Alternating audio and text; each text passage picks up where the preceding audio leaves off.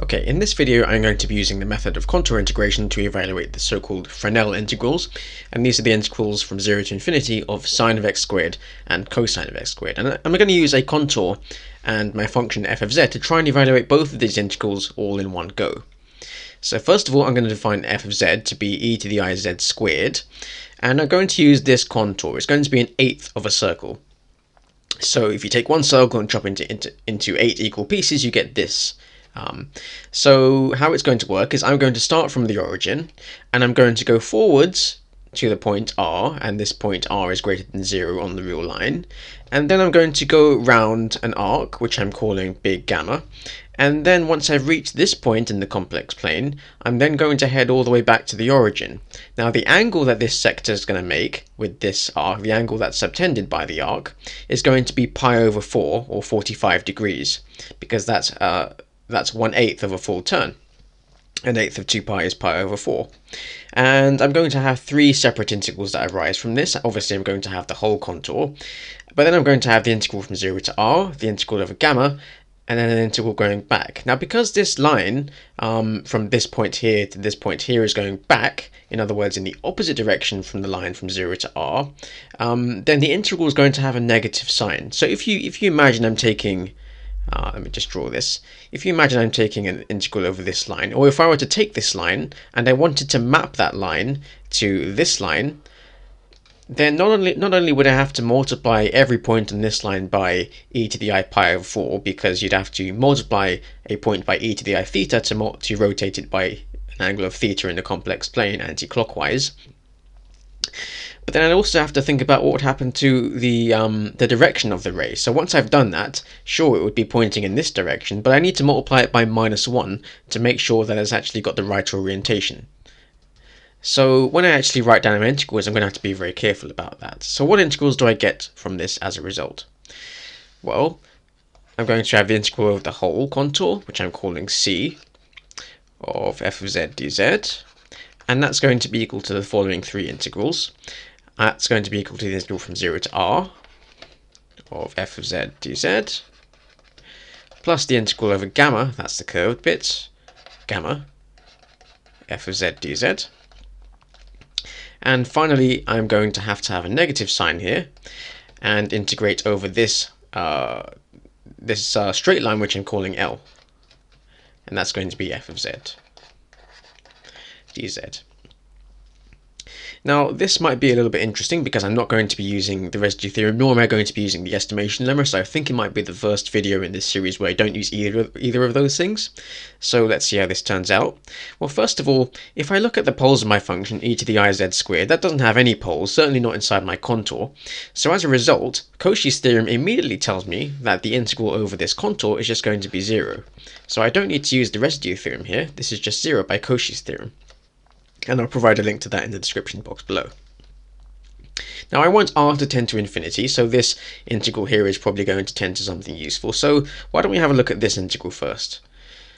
So I want to look at the integral, let's see, integral from 0 to r of f of z dz, and by my definition of f, that's going to be the integral from 0 to r of e to the I z squared dz. And that's going to be the integral from 0 to r of e to the I, So what is z? Well, if I think about this as a real valued integral and call this a real valued integral, and call this e to the I x squared dx, then it might be clearer what I want to do. Well, I know that e to the I y is of the form cos y plus I sine y, so this is just equal to the integral from 0 to r of, let's see, cos of x squared plus I sine of x squared dx. And then if I let r go to infinity, so if I let r go to infinity like this, then I'm going to get 2 integrals, the integral from 0 to infinity of cos x squared dx, plus I times the integral from 0 to infinity of sine x squared dx. So basically the real and imaginary parts of this integral are going to correspond to the Fresnel integrals that I want to find. Okay, so that deals with this integral. So I've dealt with this one, and I've now sorted out this integral to an extent. Now let's look at some of these integrals. First I'm going to look at the integral over the curve gamma and see what I can do about that. So I've got the integral over the curve gamma of f of z dz. And basically what I want to do as usual is try and show that the contribution of this integral is going to be 0 to the overall sum. So how am I going to do that? Well, I've got the integral over gamma of f of z, which is by definition e to the I z squared dz, and I'm going to use a parameterization, or I'm going to use a substitution here. So I need to think about what sort of substitution I could make. Well, this traces out part of a circle which is going to have equation r e to the it, and t is going to vary from t equals 0 to t equals pi over 4. So at this point on the real line it's going to have t equals 0, and when I rotate all the way around r e to the it, at t equals pi over 4 I'm going to reach this point here. So let me write that down. So I'm going to make the substitution z equals r e to the it, and I want t to vary between 0 and pi over 4. So it traces out the relevant segment. And if I differentiate z with respect to t, I'm going to get dz by dt. That's going to be equal to ir e to the it dt. And if I just plug this back into my integrand, see what the effects of the substitution are, that's going to be equal to what? Well, the lower limit is just going to be t equals 0, and the upper limit is going to be pi over 4. So that means I'm integrating over this whole curve gamma. And what's e to the iz squared going to become? That's going to be e to the I, or the square of this term is going to be r squared e to the I2t. Let's write it like that. And dz is going to be ir e to the it. So that's ir e to the it. And by the way, I'm going to want to try and show that this is going to 0, so it might be helpful to try and estimate this. I'm going to put absolute value signs here,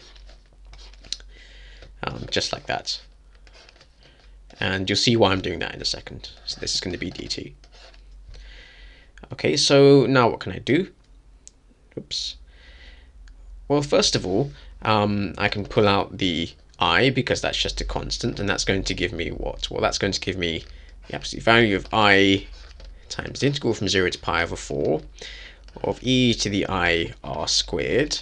Well, e to the I 2t, I know that e to the I x is cos x plus I sin x, so here I can just replace e to the I 2t with cos 2t plus I sin 2t, that's just by Duhamel's theorem, and I'm going to have r e to the it dt here. Okay, and now I'm going to, well, first of all I can get rid of this I, because I has modulus 1, and when I take the modulus inside, that's just going to be going to 1, so I can ignore this, and I'm going to have the absolute value of the integral from, I think this should say pi over 4, the integral from 0 to pi over 4 of e to the I r squared cosine 2t times e to the power I r squared I sine 2t. Well, I'm going to have I times I, which is I squared, like that, and then I'm going to have r squared sine 2t, and then r e to the it dt. And what is that going to give me? Well, that's just going to give me the integral, the absolute value of the integral from 0 to pi over 4 of e to the I r squared cosine 2t. I squared is minus 1, so that's going to give me e to the minus r squared sine 2t. And then I'm going to have r e to the it dt right here.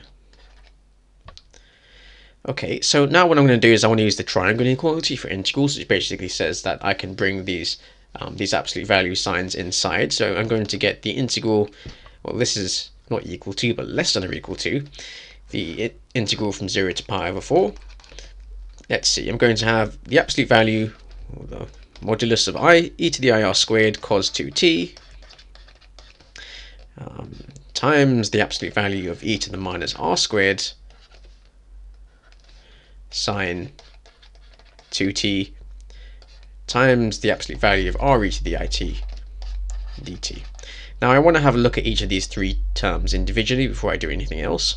Well, first of all, I know that r is a real number, it's greater than 0, so r squared is a positive real number. T is a real number, so cos 2t is a real number. So that means that this whole thing is equal to 1, and you might ask why. Well, the modulus of e to the I theta is always equal to 1 as long as theta is a real number. So that's true for all real values of theta. If theta were a complex number, that wouldn't actually be true. So that's just equal to 1, so with the modulus signs I can get rid of this. Now for this term I can actually drop the modulus signs for pretty much the same reason as this one. I know that r is a positive number, so r squared is also positive. Likewise, t is a real number, so sine 2t must also be a real number. So I've got e to the power of a real number, and e to the power of a real number is always positive because the exponential function is always positive. It never touches nor goes below the x-axis. So this I can just say is greater than 0. So I can drop the absolute value signs and I can integrate this perhaps directly after doing some estimations. And for the same reason as the first term here, r e to the it, that's just going to be equal to r when I take the absolute value of this, because e to the it is value 1 for all real values of t.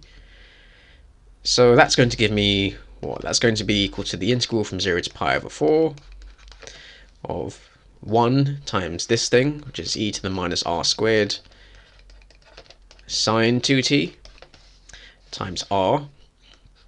So I'm going to have r there, dt.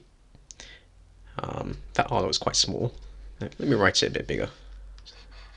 R dt. Okay, and recall that in one of my previous videos, I think it's called an inequality for sine t, I proved this inequality, which says that the sine of t is greater than or equal to 2t over pi, and the way I proved that was using the mean value theorem. And I showed that that was true for all values of t belonging to the closed interval from 0 to pi over 2. But in the power of the exponential function, I've got sine 2t, not sine t, but I can very easily remedy that. And if I look at the inequality for sine 2t, well, if I just replace t with 2t, I'm going to get 2 times 2t, which is 4t. That's 4t, not 40, divided by pi. And my inequality holds for t belonging in the interval from 0 to pi over 2. So in other words, 2t, it holds for 2t belonging to the closed interval from 0 to pi over 2, but that's basically the same thing, or equivalent to saying that t belongs to the closed interval from 0 to pi over 4. So if I look at my region of integration, it's from 0 to pi over 4, so my inequality is valid and I can use it at any point in this interval. Okay, so if I just draw a box around this, just so I don't confuse the two parts, I now know that this is going to be what? Well, this is going to be less than or equal to the integral from 0 to pi over 4 of r e to the minus r squared, and here I'm going to have 4t over pi. So 4, let's write here, times t dt.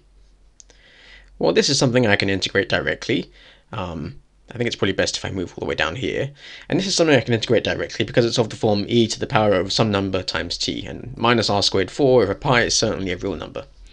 So how am I going to do that? Well, I'm going to get the following. I'm going to get what? So I'm going to have to do 1 over this constant here, and that's going to be minus pi over 4r squared times r. So that's going to be minus pi over 4r squared, and I'm going to have the factor of r from the integral, from the integrand, and I'm going to have to evaluate e to the minus what was it, r squared 4 over pi times t, where t varies from t equals 0 to t equals pi over 4. And what does that give me? That gives me, well, the r's cancel here, well, one of the r's does at least, so I can get rid of 1r, like so, and that's going to give me minus pi over 4r out front. And inside these square brackets, I'm going to have what? Well, I need to plug in t equals pi over 4.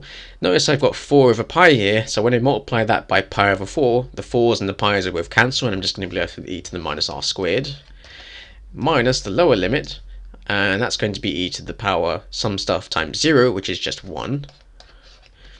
And if I expand these brackets, well, if I distribute the negative signs, I'm going to get pi over 4r minus let's see, pi e to the minus r squared divided by 4r. Well, I want to take the limit of this thing as r goes to infinity. So clearly, as r goes to infinity, this term, that's going to go to 0 as r goes to infinity.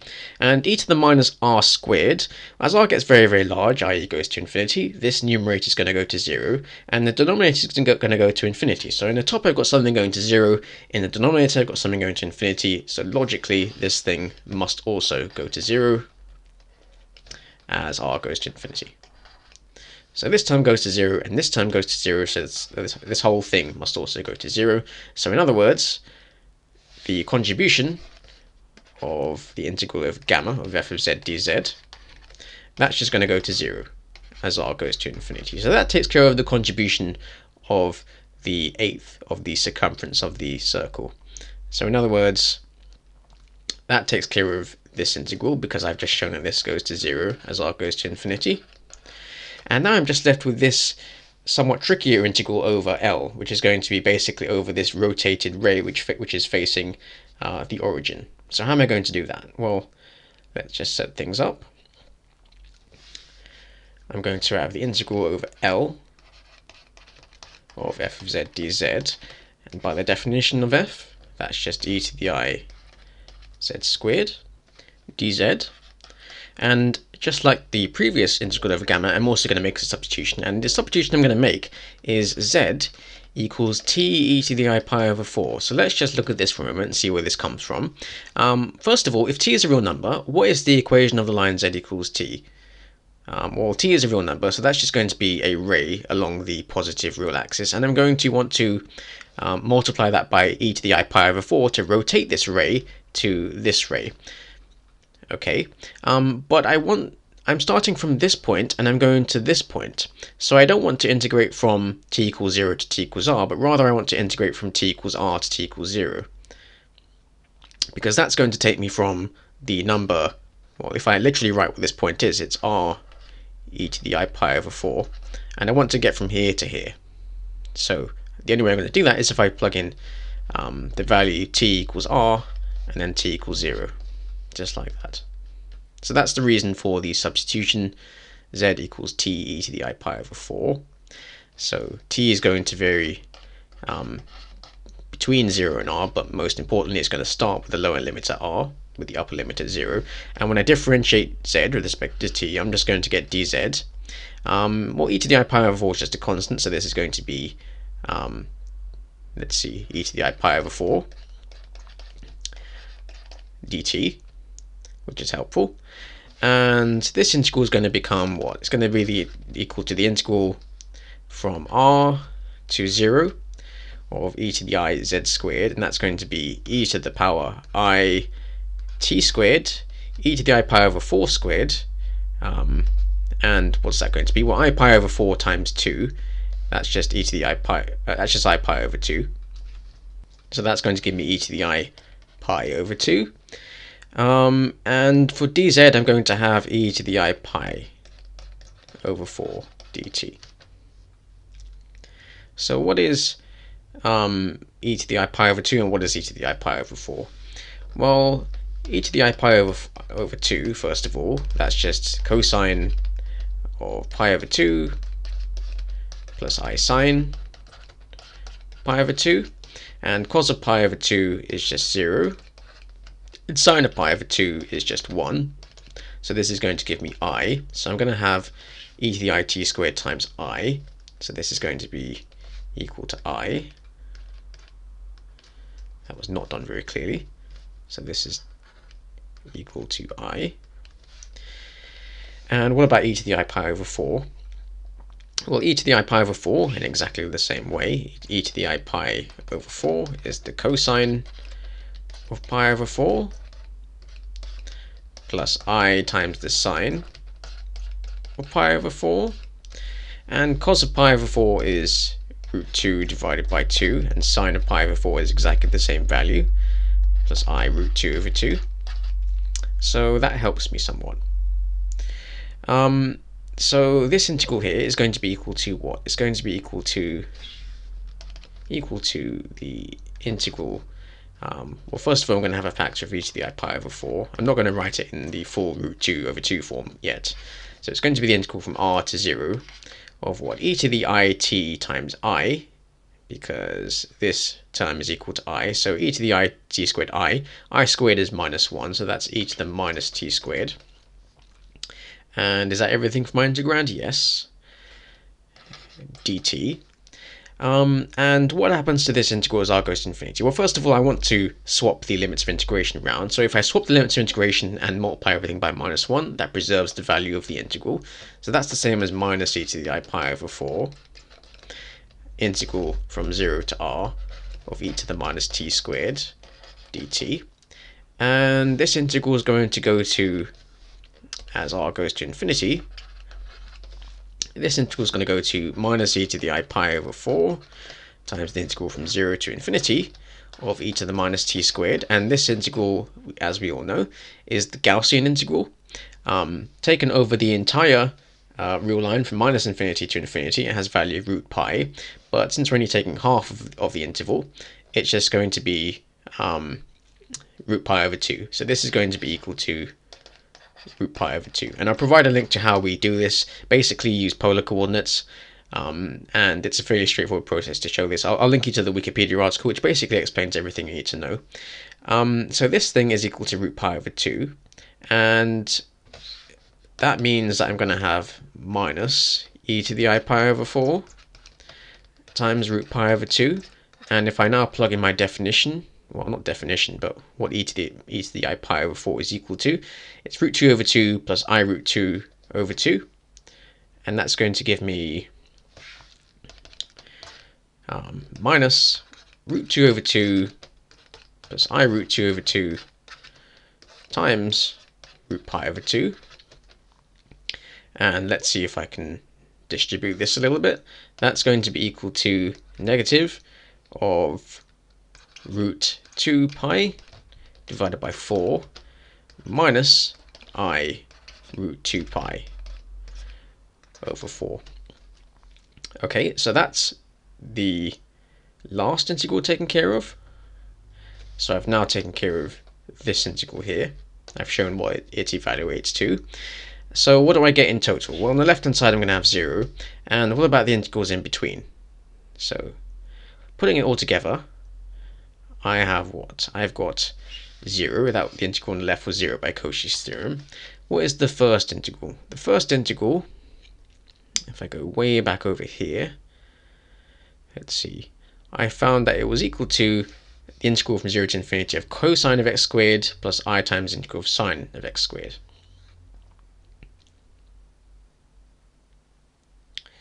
So this is equal to the integral from 0 to infinity of cosine of x squared dx plus I sine, well, plus I times the integral from 0 to infinity of sine x squared dx. And I had the integral of the curve gamma was equal to 0 as r went to infinity. And then we're going to have this term here from the contribution over the ray tending towards the origin.